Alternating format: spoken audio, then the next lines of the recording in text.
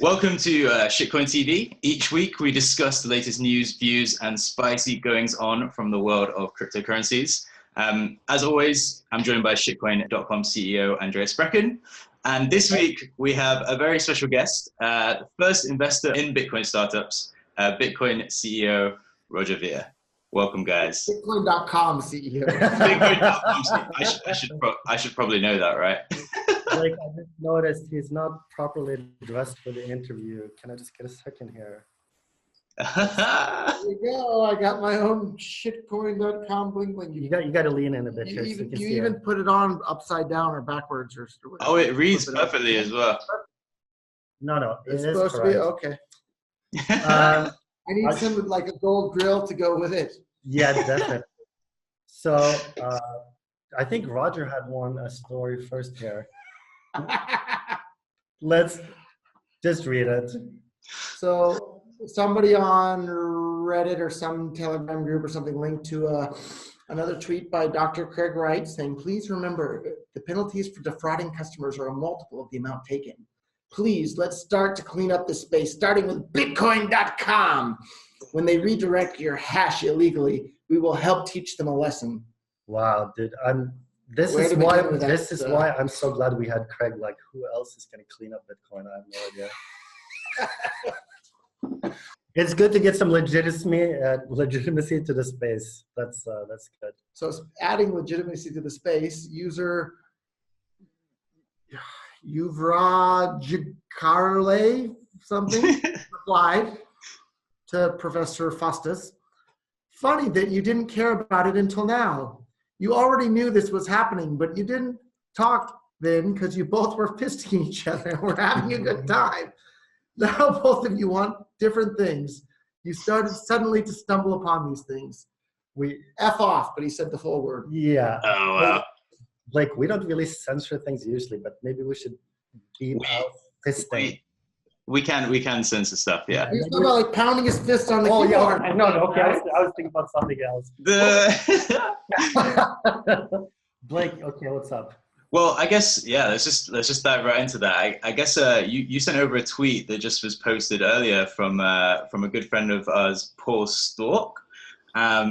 He's making predictions, but he's saying he's got 45% confidence in his predictions. So, yeah. Could go either way. Okay, what's his prediction? 45%. So he doesn't think that it's going to happen, right? 55% the other way. It means he is a math genius, which is correct. So he's saying, this is his tweet: ABC and SV will both find blocks for 6+ hours. Difficulty falls on both. Both chains will contain similar ticks. Possible spam on both, but it won't matter. Both survive. Then after 1 to 3 days, ABC coin price is much higher. Thoughts on that? I knew it. Have you, Blake? Have you sold your SV tokens yet? I have not. I'm just sitting on. I'm not being too hasty. Just seeing how this plays out. Very intrigued. I sold mine. Did you? Secret? I left my Google Authenticator codes on a phone that I can't find at the moment.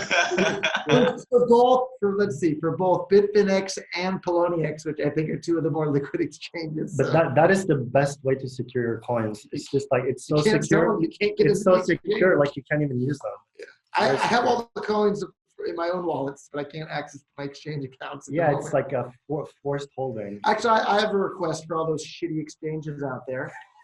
Add YubiKeys. God Lord, like, why don't you add YubiKeys to every single exchange? Like, it's 2019 almost. And even more importantly, when you add YubiKeys, you need to let people add multiple YubiKeys. Yes. Because then you can carry one and have one in the safe. That's right. Anybody who doesn't do that doesn't understand. If you don't do that, your exchange is shitty. He just said every exchange is shitty. No, Kraken has YubiKeys, and one or two others let me use my YubiKeys. Empty Gox had YubiKeys, very secure. Yeah, follow them. All right.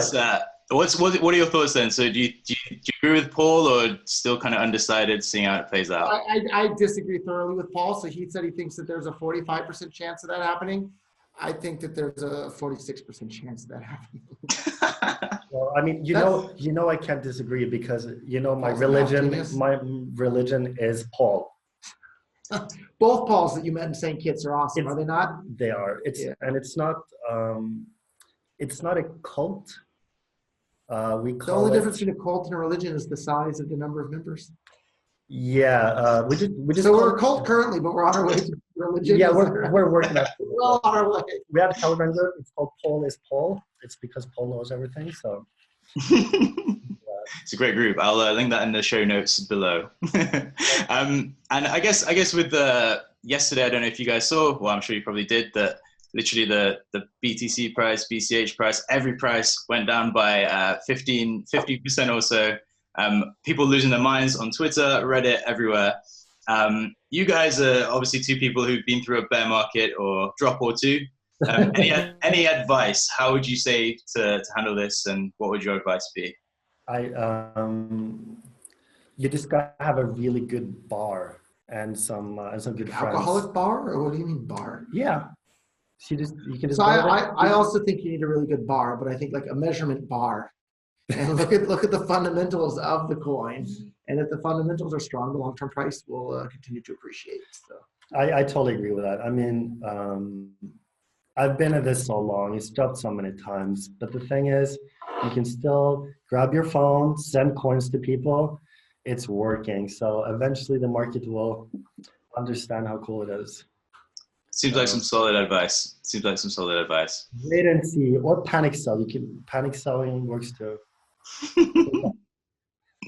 Panic selling works too if you want to lose all your money. If your goal is to lose all your capital, make sure to panic sell. Yeah, buy high. And don't panic buy. Don't forget to panic buy also. You have to do both. No, that's very important. You got to buy high and sell super low. I'll make sure that's noted. and I was going to say, so this hash war. Do you think that's a fair term to be calling this, or do you think it's a bit of a storm in a teacup? I mean, it's a very dramatic word for something extremely nerdy that almost no one in the world cares about. Right. Like the lamest war of all time.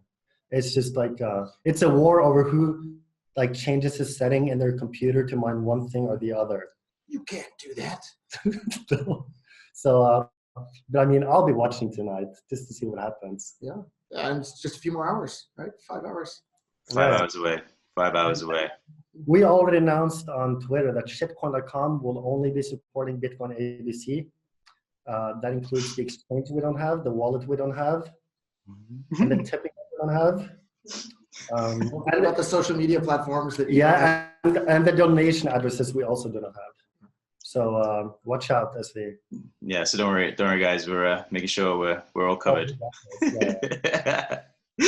I had an interesting question though, just about so with all this hash war and everyone kind of this whole SV versus ABC thing, and there's a lot of talk about decentralization as well. So do you think that if an entity or group has this much control or is pushing for this much control over a coin, is it still decentralized? What are your thoughts on that? The fact that people are fighting so hard pretty clearly shows that there is some large amount of decentralization. Otherwise, it would have already been usurped and controlled and manipulated. So the fact that there isn't any allowance of dissent at all in BTC shows just how centralized that coin is. I totally agree. I mean, when's the last time there was a hash war in Ripple? Or when is the last time the EOS validators, whatever they called, had a huge fight? Never, because it's just like a couple of guys running the whole thing. It's fake decentralized. So, I mean, yeah, all the infighting and fork and everything, it just means that people have different preferences. They want different things, and that's how fights start. And it's not only in Bitcoin we have this. Like every industry has infighting. It's just like we're so into it that it seems like the most important thing in the world. Awesome. We're gonna be fine, I promise. One person who may not be fine right now is a certain Tone Vase. I know you had a recent debate with him on a cruise not too long ago, Roger.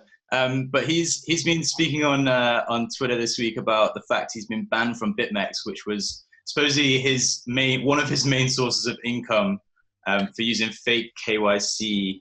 So it should be clear that one of his main sources of income wasn't from trading on BitMEX. It was just from referring traffic to BitMEX with his referral fees, I believe is what I heard. Yeah, so just one correction. BitMEX does not have KYC, but it also does not allow American customers. So Right. so usually what you do is you take the IP address of people and see if it's from the US. But with Tonebase, you don't have to do that because everybody knows that he's an American and he's shilling his referral link and bragging about how much money he's making on Twitter. And I mean, Arthur has Twitter, the CEO of BitMEX. So congratulations, Arthur. You just took half of Tone's salary, and I'm fine with that. Arthur's a great guy, by the way. I'd like to have I him. love Arthur. Great work, Arthur. Oh, excellent. And I've heard he's pretty good squash player. But I've heard as well now Tonebase is up in his speaking gig fee. I've heard that's his latest move. So yeah, he's going to, because he lost half his income, he's going to double the speaking fee, but also reduce the amount of time he spends working by half. There you I go. didn't study math, but it seems like very strange to me. The same. If you double your fee and work half as much. Well, you probably get half the attendees, so then Maybe. you're making half the money. I don't know why anybody would pay Tone for advice on just about anything, to be honest. I think we should give advice to Tone. I think we should make a spreadsheet and show him like what happens when you work half as much, charge twice as much, and lose half your income. We'll do like a formula thing. It'll be Sounds good. like a shitty spreadsheet to me. We'll get that one worked out. Yeah. And I guess something just to kind of round this up. So I don't know if you caught our last episode with Brian Mike on Roger, but we were speaking about kind of bear market activities and ways to spend a bear market. Andreas has been scuba diving, archery, all sorts of stuff. But how do you spend a bear market, and how would you suggest others do too? Same way I spend every day. I don't pay attention to the short-term price. I'm building tools to make cryptocurrency useful for people all over the world to use as cash for the world. Awesome. You should try scuba diving now. Pretty good. Where can I pay in Bitcoin Cash to do that? Is there a place yet?